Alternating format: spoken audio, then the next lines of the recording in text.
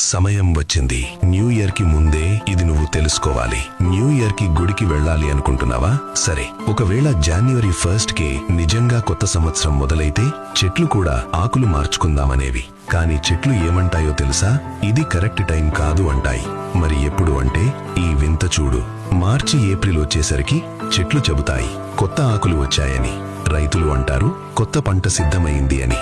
ప్రభుత్వం అంటుంది బడ్జెట్ ప్రవేశపెడుతున్నామని. పిల్లలు అంటారు పరీక్షలు అయిపోయాయి, కొత్త క్లాసుల్లో అడుగు పెడుతున్నామని. What a coincidence! ఇవన్నీ ఒకేసారి యాదృచ్ఛికంగా జరుగుతాయా? అంటే ఇదే ప్రకృతికి కొత్త సంవత్సరం, అసలైన న్యూ ఇయర్. అందుకే మన పూర్వీకులు చెప్పారు, ఎక్కడ జీవితం మారుతుందో అదే నిజమైన కొత్త సంవత్సరం. అదే హిందూ నూతన సంవత్సరం, మనకు ఉగాది. మనం జరుపుకునేదే అసలైన న్యూ ఇయర్.